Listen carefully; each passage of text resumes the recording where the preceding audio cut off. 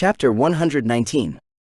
George was juggling 2 different phone calls and working on his computer when they opened the door to his office. One of 4 on the top floor of the building. He pointedly eyed a few chairs in front of his desk with a nod, before refocusing on both conversations. "No, Trissa. I don't care what you say. I am not giving your family preferential treatment of any kind." He slammed the first phone down into its cradle. "And as for you, Lisa, get your bloody family over to the Chrighton compound where it's safe, and keep that woman in line before I lose it." George hung up his cell phone in a much more controlled manner and placed it face down on his desk. "How are things going?" Nate asked. The older man's head sagged. "Everything is a mess right now. We've been keeping it from the news, but even before the wall broke, things weren't going well. The cultivators on the walls are overworked and starting to accumulate injuries as they push their bodies and their cores. That goes triple for my people." He pulled his head back up and stared at Aura. "Enough about me, though. I see you have been holding out on me." A small grin graced his tired face as he spoke. Nate was relieved George wasn't mad or insulted they had hidden her existence from him. "Our last expedition was an interesting one, to say the least. I would have told you on Sunday when you came by, but Claire was there." Nate quirked his head in sudden thought. "Have you heard from her at all since this began? Was she able to make it through all right? Is she safe?" "I have, and yes, she managed to get home safely. Thank you for asking. She is also raising awareness of what is going on here, and what the visiting cultivators did to ensure it happened." "Is that safe?" Nina asked, leaning forward. "I mean, this was all sanctioned by their local governments. If she says the wrong thing and they found out?" "I did mention that to her." George suddenly looked even more tired than before. "Thankfully, she actually lives a couple of cities away from us.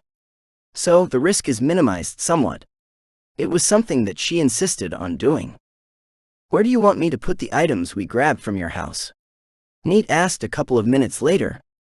George waved to the open space around the room. "Just put it wherever you see space. Do you need help bringing it up from your car? I'll have a few of my minions help you." Niall's face became a tad cramped as he turned to his son. "Yeah, Nate, do we need help bringing it all up here?" He chuckled awkwardly and walked over to the corner. "There's no need for that. We have everything right here."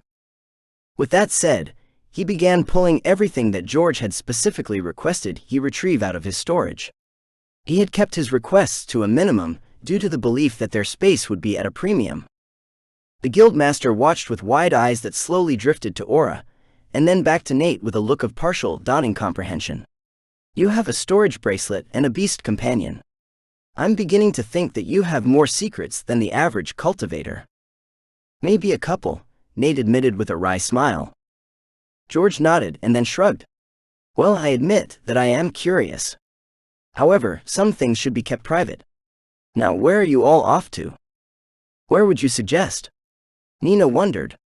"Leaving the city is all but impossible at the moment, and the roads are only getting more and more congested as people try to flee. We had to get out of the house, but now I'm wondering if just holing ourselves up in the basement would have been a smarter plan.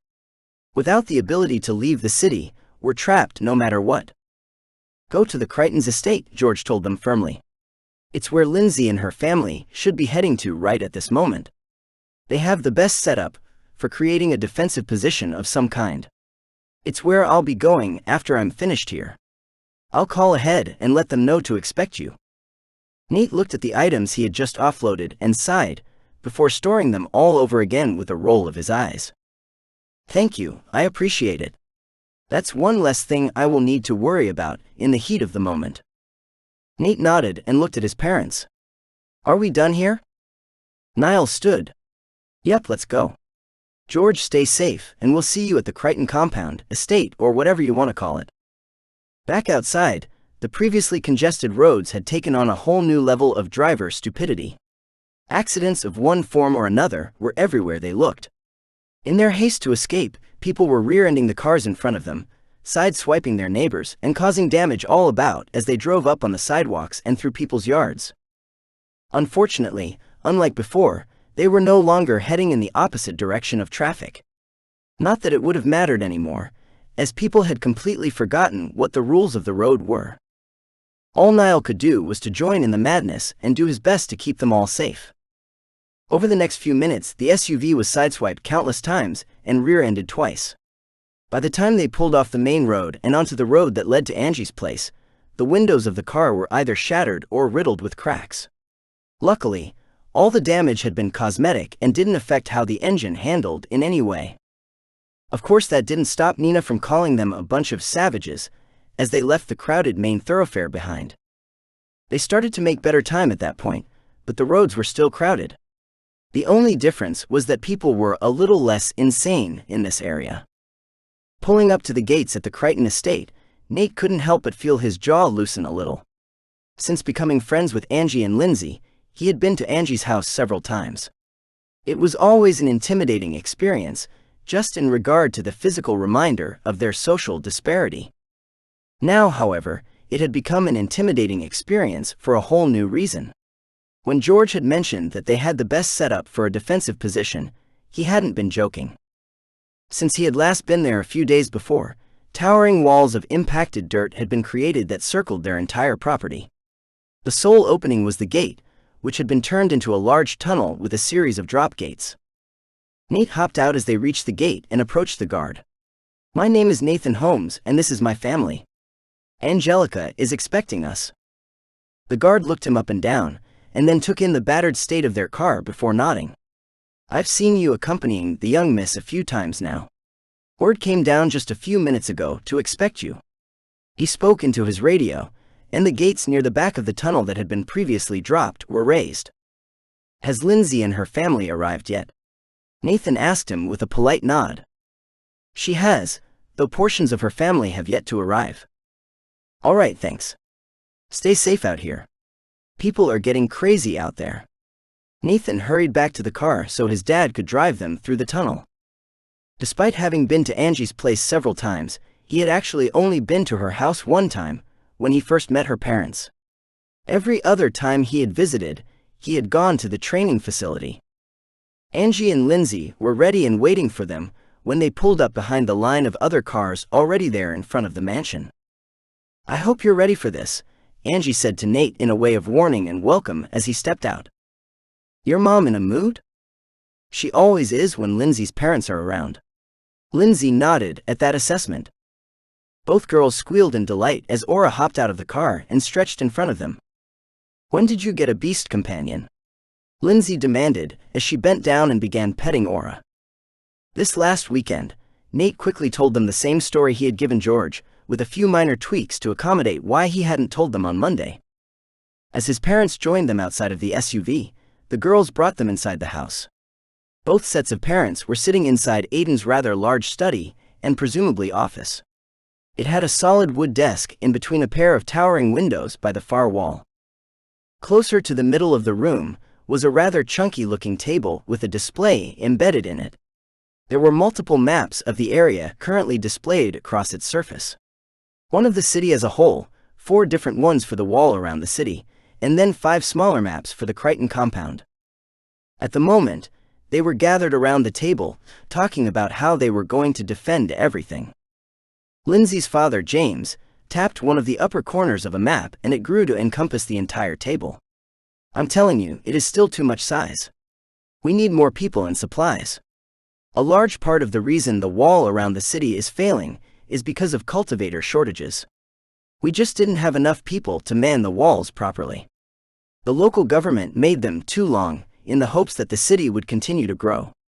Which admittedly, it did, but not enough to take up even a fraction of the space they prepared.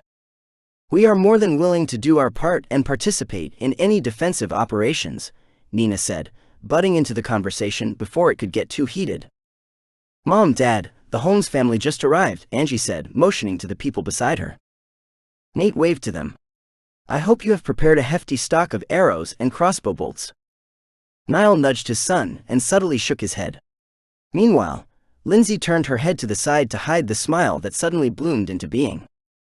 Lisa Travers and Trissa Chrighton scowled at Nathan, their eyes taking in every detail about him and finding him wanting in every way. No doubt they both thought that their girls were interested in him in some way. Which, if true, Nate would be flattered.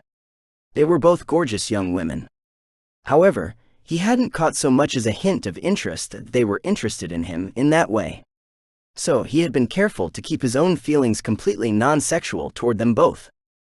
They were his friends and nothing more.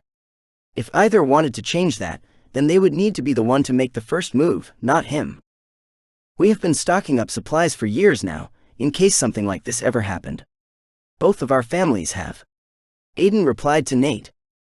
All right, well, it was nice to see all of you again. But I know when I'm out of my depth. Why don't I just leave my parents here with you all, and go somewhere else with Angie and Lindsay? I'm sure we can find someplace else to cause trouble. He spun about, and quickly escaped from the room before they could say anything to contest him. Aura was hot on his trail, as he wandered back through the halls of the massive house.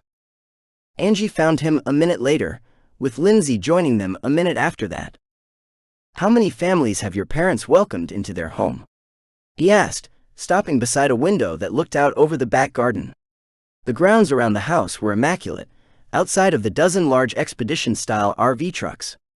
They were the sort of comfortable trucks that his family could only dream of owning. The truck his parents had bought was large, but was designed to mostly haul a large number of people. It possessed what was known as an extended crew cab. It was a truck with a short bed in the back, but it had a third passenger row inside. It was large enough to be comfortable for sleeping if needed, but that was it. However, it would never be mistaken for an RV.